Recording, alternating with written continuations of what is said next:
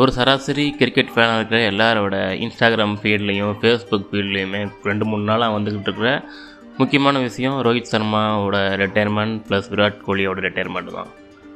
First Rohit Sharma retirement ஆரம்பித்தார், அதுக்கப்புறமா விராட் கோலி ஆரம்பித்தார். ரோஹித் சர்மா ஆரம்பிக்கும் போது இருந்த சலசலப்பை விட விராட் கோலி தன்னோட ரிட்டையர்மெண்ட்டை சொல்லும்போது இருந்த சலசலப்பு ரொம்பவே அதிகமாக இருக்குது. அதுக்கு காரணம் நம்ம எல்லாருக்குமே தெரியும். அதுக்கு காரணம் விராட் கோலி ரிட்டையர்மெண்ட் அறிவிப்பார்னு யாருமே கொஞ்சம் கூட எதிர்பார்க்கல. ஸோ ரோஹித் சர்மாவுக்கு அதே மாதிரி தான் யாருமே எதிர்பார்த்துருக்க மாட்டாங்க.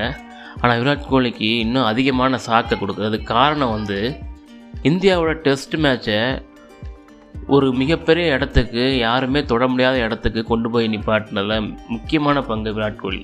முக்கியமான பங்குன்னு சொல்கிறத விட அவர் தான் முக்கியமான காரணம்னே சொல்லலாம். அப்படிப்பட்ட ஒருத்தர் இந்த ஃபார்மெட்டை விட்டு போகிறேன், அது 36 வயசில் போகிறேன்னு சொல்லும்போது எல்லாத்துக்குமே ரொம்ப பெரிய ஷாக்காக இருந்துச்சு. 2 நாள் ஆயிடுச்சு, இன்னமும் அதை பற்றி அவரை பற்றியே பேசிக்கிட்டு இருக்கிறாங்க. பலரும் தங்களோட எமோஷன்ஸை ஷேர் பண்ணிக்கிட்டு இருக்கிறாங்க. அதே போல் அவரோட ரிட்டைர்மெண்ட்டுக்காக வெயிட் பண்ணிக்கிட்டு இருந்த சில கமெண்டேட்டர்ஸுமே இருக்காங்க. அவங்களும் தங்களோட கருத்துக்களை வெளியிட்டுக்கிட்டு இருக்காங்க. இது எல்லாத்துக்குமே காரணம் என்ன அப்படின்னா, இதை அஸ்வின் ரொம்ப தெளிவாக அழகாக சொன்னார். ஜிஜி எரா, கௌதம் கம்பீர் எரா ஸ்டார்ட் ஆகிருக்குன்னு சொல்லலாம் அப்படின்னாரு. அதான் உண்மை, கிட்டத்தட்ட அதான் உண்மை. ஏன் அப்படின்னா, ஒரு 2-3 மாதத்துக்கு முன்னாடி ரோஹித் சர்மாவும் சரி விராட் கோலியும் சரி இந்த மைண்டில் இல்லவே இல்லை. 2-3 மாதம் சொல்ல முடியாது, அட்லீஸ்ட் 2 வீக்ஸ் முன்னாடி கூட இருக்கலாம். அவங்க இங்கிலாந்து போக போகிறோம், இங்கிலாண்டில் விளையாட போகிறோம், இங்கிலாண்டில் ரோஹித் சர்மா ஒரு மைக்கேல் கிளார்க் கூட இன்டர்வியூவில் சொல்கிறாரு, இங்கிலாண்டில் நான் முடிஞ்சளவு ட்ரைமே லெவல் பெஸ்ட் அப்படிங்கிறாரு. அதுக்கப்புறம் விராட் கோலியும் டெல்லியில் இருக்கிற 5 டீம் கோச்சுக்கிட்ட பேசியிருக்கா சொல்கிறாரு, நான் இங்கிலாண்டில் மறுபடியும் போய் விளையாடணும், இந்தியா A டீமில் விளையாடுவேன், அதுக்கப்புறம் இங்கிலாண்டில் ஒரு 4 செஞ்சுரி அடிக்கணுங்கிற மைண்ட் செட்டில் இருந்திருக்காரு.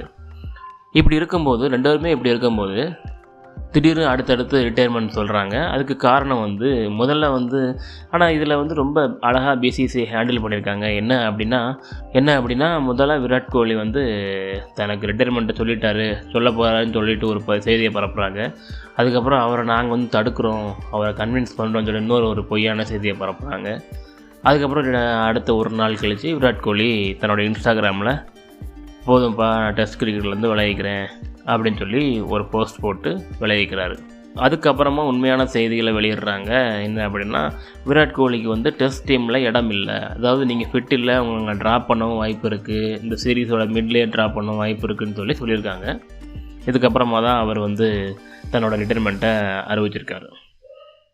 இது எல்லாத்துக்கும் காரணமாக பார்க்கணும் அப்படின்னா, இந்த பாரத் கவாஸ்கர் டிராஃபி சொல்லலாம், ரோஹித் சர்மாவோட வீழ்ச்சி அங்கே நடந்துச்சுன்னு சொல்லலாம். விராட் கோலிக்கும் அது ஒரு மிக மோசமான தொடர்னு சொல்லலாம். அதுக்கு முன்னாடியே நியூசிலாந்து கூட ஒயிட் வாஷ் ஆகிட்டோம். ஸோ நியூசிலாந்தோட ஒயிட் வாஷு, ஆஸ்திரேலியா பிஜிடியோட தோல்வி, இது இந்த 2 மட்டுமே இந்தியாவோட இந்த டெஸ்ட்டு பயணத்தை முடிவு பண்ணியிருக்கு. இது எவ்வளவு ஒரு கேள்விக்குறியான விஷயம்னு பார்த்தோம்னா, கடந்த 10 வருஷமாக இந்தியா டெஸ்ட்டில் ஒரு டாமினண்ட்டோடு வந்திருக்காங்க. எந்த ஒரு டீமாக இருந்தாலும் இந்தியாவுக்கு வந்தால் தோற்றுட்டு போகணும், அதான் ரூலு. நீங்கள் இந்தியாவில் கப்பெல்லாம் அடிக்க முடியாது, இந்தியாவில் சீரியஸை வின் பண்ண முடியாது.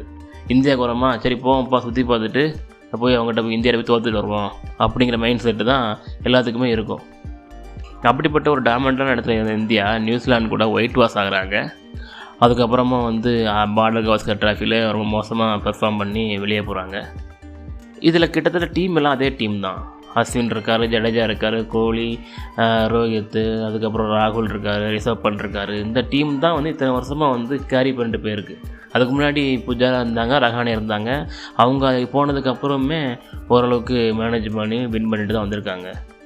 திடீர்னு என்ன அப்படின்னா, இங்கே தான் நம்ம ஜிஜி வராப்பில் கௌதம் கம்பீர். இப்போ முன்னாடி ஜென்ரலாக ஒரு கோச்சுக்கு நீங்கள் அப்ளிகேஷனை பிபிசிசிலேருந்து போஸ்ட் பண்ணுவாங்க, கோச்சுக்கு அப்ளை பண்ணுவாங்க, இன்டர்வியூ பண்ணுவாங்க. ஆனால் கௌதம் கம்பீருக்கு அவர் அப்ளை பண்ணாமலே அவருக்கு பயங்கர மார்க்கெட்டிங் சோசியல் மீடியாவில். அதுக்கப்புறமா அவரை இன்டர்வியூ கூப்பிட்றாங்க. இன்டர்வியூ கூப்பிட்டு அவரை ஓகே இவர் தான் இப்போ கோச்சுன்னு சொல்லி முடிவு பண்ணுறாங்க. அதுக்கு முன்னாடி அஸ்வினோட ஒரு யூடியூப் சேனலில் கௌதம் கம்பீர் ஒரு பெர்ஃபெக்டான இன்டர்வியூ கொடுக்குறாரு. அதுக்கப்புறம் இப்படி ஒரு மனுஷன் இவர் தான் இப்போ கோச்சாக வரணும்னு சொல்லி எல்லாருமே நினைக்கிறாங்க, எல்லாருமே முடிவு பண்ணுறாங்க. ஆனால் அவர் வந்ததுக்கப்புறம் ஒரு மிகப்பெரிய மாற்றங்கள் உருவாகுது. அது என்ன அப்படின்னா, இனிமேல் சீனியர் பிளேயர்ஸ் எல்லா சீரீஸும் விளையாடணும், சீனியர் பிளேயர்ஸ் இல்லாமல் இப்போ எந்த ஒரு சீரீஸாக இருந்தாலும் அதுக்கு சீனியர் பிளேயர்ஸ் வரணும். விராட் கோலியாக இருந்தாலும், பும்ராவாக இருந்தாலும் சரி, ரோஹித் சர்மா வந்தாலும் எந்த ஒரு சீரீஸாக இருந்தாலும் அவங்க விளையாடணும்.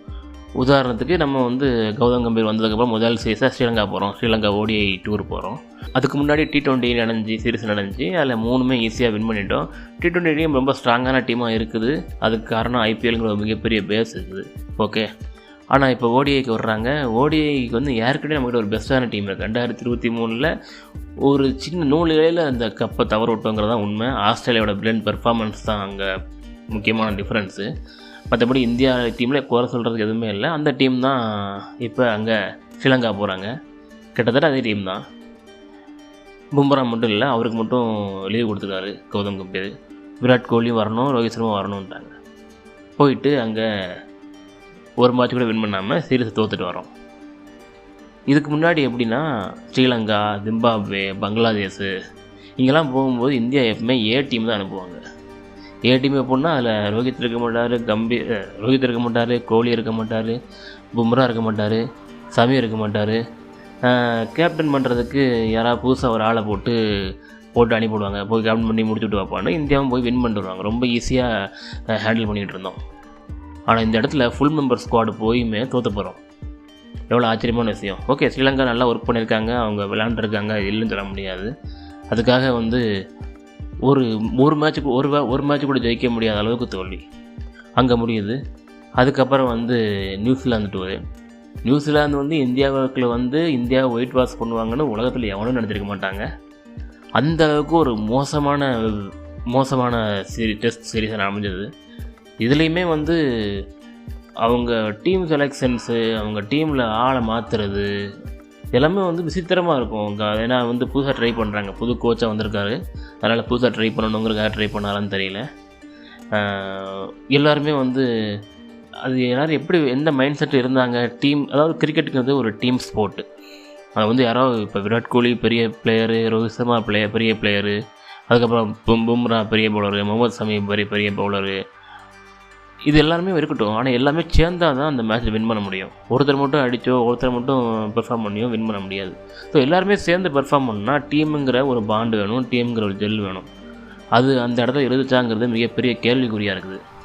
ஸோ இதோட இந்த காயத்தோட பார்டர் கவாஸ்கர் டிராஃபி போகிறாங்க. அது எல்லாருமே ரொம்ப பயத்தோடு தான் போகிறாங்க. இந்தியா அவ்வளோதான் அப்படின்னா முதல் மேட்ச் பிரம்மாண்டமாக வின் பண்ணுறாங்க. அது ரோஹித் சர்மா இல்லை. அப்போ ரோஹித் சர்மா இல்லாததான் காரணம், இந்தியாவை வின் பண்ணிட்டாங்க அப்படிங்கிற மாதிரி ஒரு பேச்சு வந்துச்சு. இப்படி இருக்கும்போது பார்டர் கவாஸ்கர் டிராஃபியில் ரெண்டாவது மேட்ச்சில் தோற்று போகிறோம். இதுக்கப்புறமே அவங்க ஆஸ்திரேலியா மீடியா சுரண்ட ஆரம்பிச்சிட்டாங்க ஒன்றா.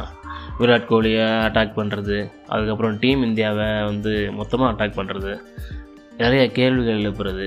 இதுக்கு எல்லாத்துக்குமே வந்து அமைதியாகவே இருந்திருக்கலாம். சோசியல் மீடியாவை பார்த்துக்கிட்டு ரியாக்ட் பண்ண ஆரம்பிச்சிட்டாங்க இந்தியன் டீம்ங்கிறது தான் உண்மை. அது ஏன் அப்படி பண்ணாங்கன்னு தெரியல. பொதுவாக வந்து இந்தியன் டீம் பற்றி பல ட்ரோல்ஸும் பல விமர்சனங்களும் சோசியல் மீடியாவில் வந்துக்கிட்டு தான் இருக்கும். அப்படி இருக்கும்போது அதை யாருமே பெருசாக ஒன்றும் கண்டுக்கிடாமல் ஹேண்டில் பண்ணிட்டு தான் இருந்தாங்க. ஆனால் இந்த இடத்துல வந்து மீடியாவோட ரோல் பெருசாக ப்ளே பண்ணியிருக்குன்னு நினைக்கிறேன். பார்டர் கவாஸ்கர் டிராஃபியில் ஒரு ஆஸ்திரேலியன் இந்தியன் ரிப்போர்ட்டர் சொல்கிறாரு, என்கிட்ட வந்து ஒரு யங் பிளேயர் வந்து பேசுகிறாரு, அதாவது டீமில் வந்து என்னை பற்றி ஏதாவது கோச் சொன்னார், அவங்கக்கிட்ட என்னை பற்றி கேப்டன் ஏதாவது சொன்னாரான்னு சொல்லி என்கிட்ட கேட்குறாரு அப்படின்னு சொல்லி அவர் சொல்கிறார். இப்போ என்ன அர்த்தம் அப்படின்னா டீமுக்குள்ளே வந்து ஒரு வகையான ஒரு டிரான்ஸ்பரன்சி இல்லை, ஒரு டீமுங்கிற ஒரு உணர்வு இல்லை அப்படிங்கிற ஒரு இதை வெளிப்படுத்துகிறாங்க. பின்னாட்களில் விசாரணை பண்ணும்போது கம்பீர் சொல்கிறாரு, சர்ஃப்ராஸ் கான் தான் இந்த மாதிரி நியூஸ் எல்லாம் வெளியேறது, ட்ரெஸ்ஸிங் ரூமில் நடக்கிற விஷயங்கள் எல்லாத்தையும் வெளியேறது சர்ஃப்ராஸ் கான் தான் அப்படின்னு சொல்கிறாரு. இதுக்கப்புறம் அவருக்கு மறுபடியும் வாய்ப்பு கொடுப்பாங்களா, அவர் எடுப்பாங்களாங்கிறது மிகப்பெரிய கேள்விக்குறியாக இருக்குது. இந்த மாதிரி ஒரு குளறுபடியாக ரொம்ப மோசமான சீரீஸாக பார்டர் கவாஸ்கர் டிராஃபி முடிஞ்சது. இதில் விராட் கோலியும் சரியாக விளையாடலை, அது பெரிய ட்ராபேக்கு. ரோஹித் சர்மாவை விளையாட முடியலை, அவர் தனித்தனியாக ட்ரா பண்ணிக்கிட்டார். அதுக்கப்புறம் ஃபைனலில் வந்து பும்ராவை கேப்டனாக போட்டு பண்ணாங்க. பும்ரா கடைசி நாளில் இல்லை, இருந்திருந்தால் கூட மேட்ச் மாற வாய்ப்பு இருக்குது. கடைசி நாளில் அவரால் போட முடியல. அவர் எவ்வளோ தான் போடுவார், அவர் ஒருத்தர் தான் பெர்ஃபார்ம் பண்ணார். ஸோ அது ஒட்டுமொத்த டீம் ஃபெயிலியர் ஆகிப்போச்சு. எங்கேயுமே வந்து இல்லை. ஸோ இது எல்லாமே வந்து கம்பீர் வந்ததுக்கப்புறமா ஒரு டெஸ்ட் டீமுங்கிறது ஒரு முழுசான டீமாக ஃபார்ம் ஆகவே இல்லை. அதனால தான் அவர் ஒரு புது டீம் ஃபார்ம் பண்ண போகிறேன்னு நினச்சிக்கிட்டு இதெல்லாம் பண்ணுறாரான்னு தெரியல. ஃபஸ்ட்டு அஸ்வினத்தை கழட்டி விட்டார், அதுக்கப்புறமா வந்து இப்போ ரோஹித் சர்மா, விராட் கோலி. சரி, இப்போ வந்து இவங்க இங்கிலாண்டில் போய் என்ன சாதிக்க போகிறாங்க அப்படிங்கிறத பொறுத்து தான் அடுத்து ஓகே இவங்க கம்பேர் பண்ணது சரியா தப்பா அப்படிங்கிறது கேள்வி. சரியா தப்பாங்கிறத விட எந்த பேசிஸில் இதெல்லாம் பண்ணுறாருங்கிறத கேள்வி, ஒரு மிகப்பெரிய கேள்வி இருக்குது. இதுக்காக கம்பீருக்கு இவ்வளோ பெரிய சுதந்திரம் கொடுக்குறாங்க, இவ்வளோ பெரிய ஒரு ஸ்கோப் கொடுக்குறாங்க, இவ்வளோ பெரிய முக்கியத்துவம் கொடுக்குறாங்கன்னு தெரியல. பார்டர் கவாஸ்கர் டிராஃபியில் தோற்ற உடனே வந்து அவரை நம்ம சாக் பண்ணணும்னு சொல்லி முடிவு பண்ணாங்க. அதுக்கப்புறம் எப்படியும் சமாளித்து ஓகே நம்ம இப்போ மேனேஜ் பண்ணுவோம், சாம்பியன்ஸ் ட்ராஃபியை பார்ப்போம். சாம்பியன்ஸ் ட்ராஃபி வின் பண்ணதுக்கு முக்கியமான காரணம் அந்த டீம் வந்து ஆல்ரெடி 2023 பில்டு பண்ண ஒரு ஸ்ட்ராங்கான டீம். இன்னொரு முக்கியமான விஷயம், அந்த டீமையே கெடுத்து விட பார்த்தாங்க.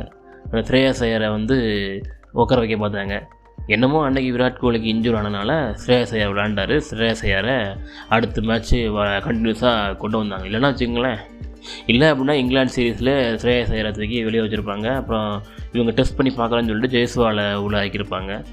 இந்த மாதிரியான ஒரு ட்ரையல் அண்ட் எரர் மெத்தடில் சாம்பியன்ஸ் ட்ராஃபி போன்ற ஒரு மிகப்பெரிய தொடருக்கு முன்னாடி தான் செக் பண்ணி பார்ப்பாங்க. அதுவும் கம்பீர் ஸ்டைல் நினைக்கிறேன், ஜிஜி எரா அப்படிங்கிறாங்கல்ல, இதுதான் அதுன்னு நினைக்கிறேன். ஸோ இப்படி வந்து ஒரு ஓடிஐ டீம் செட் ஆனதுனால சாம்பியன்ஸ் ட்ராஃபி தப்பிச்சோம், வின் பண்ணிட்டோம். டெஸ்ட் டீமில் இப்போ ரொம்ப டேஞ்சரான நிலைமையில் இருக்குது. இந்த டீமை கொண்டுட்டு இங்கிலாந்து போகிறாங்க. யார் ஓப்பனிங், யார் கேப்டன் எதுவுமே முடிவாகல. முடிவு பண்ணுவாங்க. முடிவு பண்ணாலுமே இது ஒரு டீமாக ஃபார்ம் ஆகுமா, ஒரு பாண்ட் உருவாகுமாங்கிறது எனக்கு மிகப்பெரிய கேள்விக்குறியாக தெரியுது. அதுக்கு காரணம் வந்து இப்படிப்பட்ட ஒரு கோச் எப்படி இருப்பாருன்னு நமக்கு தெரியல. நான் என்னோட தனிப்பட்ட கருத்து, இவர் வந்து ஒரு கிரேக் சாப்பலோட வெர்ஷன் 2 இருப்பாரோ அப்படிங்கிற டவுட் இருக்குது எனக்கு. கிரேக் சாப்பல் வந்து தான் ஒரு நல்லா அந்த டீமை வந்து குத்தி கொதறி சின்னப்படமாக்கிட்டு போனார். அதுக்கப்புறமா வந்து டீமை பில்ட் பண்ணி இந்தியா வேர்ல்டு கப் அடித்தாங்க. அது வேறு விஷயம். அதே மாதிரி தான் இந்த கௌதம் கம்பீரும் பண்ணுவாரா, கிரேக் சாப்பலோட இன்னொரு வருஷம் இருப்பாரா அப்படிங்கிறது பொறுத்திருந்து தான் பார்க்கணும். இந்த டெஸ்ட் மேட்சை பொறுத்த வரைக்கும் டீம் பாண்டிங், டீமில் இருக்க எனர்ஜி எல்லாமே முக்கியம். அது விராட் கோலி இல்லை அப்படின்னா அது எங்கேருந்து வரும்னு எனக்கு மிகப்பெரிய கேள்விக்குறியாக இருக்குது. இதுக்கு ஒரு நல்ல எக்ஸாம்பிள் என்ன அப்படின்னா, நியூசிலாந்து சீரீஸ் நடந்துக்கிட்டு இருக்கு இந்தியாவில். அப்போ வந்து அந்த சீரீஸ் வந்து நம்ம 2-0 ஜெயிக்க வேண்டிய சீரீஸ் அது. ஆனால் அதில் வந்து அஜாஸ் பட்டேலில் வந்து 10 விக்கெட் எடுப்பார் அந்த சீரீஸ். அதில் ஒரு மேட்ச் வந்து விராட் கோலி விளையாடலை. அந்த மேட்ச்லேயே டிஃப்ரென்ஸ் தெரியும், விராட் கோலி இருந்த ஒரு டீம் என்னது, விராட் கோலி இல்லாத டீம் எப்படி இருக்குது அப்படின்ட்டு. அது மட்டும் இல்லை, அது போல் பல டெஸ்ட் மேட்ச் நடந்திருக்கு. ஆனால் இங்கிலாந்து சீரீஸ் ரோஹித் சர்மா வச்சு நம்ம வந்து 4-0 வின் பண்ணோம். அதில் விராட் கோலி கிடையாது. அதுக்காக வந்து விராட் கோலி தான் டெஸ்ட் டீம்னு சொல்லலை. ஆனால் விராட் கோலி பில்ட் பண்ண அந்த டெஸ்ட் டீம் மாதிரி இன்னொரு டீம் ஒரு ஃபாரின் கண்ட்ரியில் ஃபாரின் கண்டிஷனில் போய் விளையாடுவாங்களா அப்படிங்கிறது மிகப்பெரிய கேள்விக்குறி. அது இங்கிலாந்து மாதிரியான ஒரு கண்டிஷனில் போய் இந்த டீம் சமாளிக்க முடியுமா? இந்தியாவில் டேலண்ட் இருக்குங்கிறது சந்தேகமே இல்லை. டேலண்ட் நிறையா இருக்குது. இந்த டேலண்ட்டை எப்படி ஒரு டீமாக மாற்றுறாங்க, டேலண்ட்டை க்ரூம் பண்ணுறது, அதுக்கப்புறமா அது ஒரு டீமாக பில்டு பண்ணுறது தான் மிக மிக முக்கியம். அந்த டீமாக மாற்றக்கூடிய கெப்பாசிட்டி கம்பீருக்கு இருக்காங்கிறது ரொம்ப ரொம்ப கேள்விக்குறி எனக்கு தெரியுது. அதை நம்ம பொறுத்திருந்தான் பார்க்கணும். ஸோ இப்போ வந்து விராட் கோலி, ரோஹித் சர்மாங்கிற 2 முக்கியமான ஆள்கள் இல்லை. குறிப்பாக விராட் கோலி டெஸ்ட் மேட்ச்லேருந்து போனது வந்து இந்த உலகமே எதிர்பார்க்கல. ஆனால் பிளான் பண்ணி தூக்கியாச்சு. பிசிசிஐ வழக்கம் போல் ஓகே. அன்றைக்கி வந்து டீம் பில்டிங், டீம் ரீகன்ஸ்ட்ரக்ஷன் சொல்கிறாங்க. ஒருவேளை இது டீம் ரீகன்ஸ்ட்ரக்ஷனாக இருந்துச்சுன்னா சந்தோஷம். இல்லை இது ஒரு டீம் டெஸ்ட்ரக்ஷனாக இருந்தால் நம்ம ஒன்றும் பண்ண முடியாது. இந்த டீம் வந்து இப்போ கொஞ்சம் கழிச்சு போட்ட ஒரு வீடு மாதிரி தான். இதை இப்போ சரியாக பில்டு பண்ணி மேலே கொண்டு போய் கட்டலை அப்படின்னா இந்த டீம் இன்னும் அடுத்த ஒரு 4-5 வருஷத்துக்கு இந்தியாவில் டெஸ்ட்டில் சர்வை பண்ணுறது ரொம்ப ரொம்ப கஷ்டம்.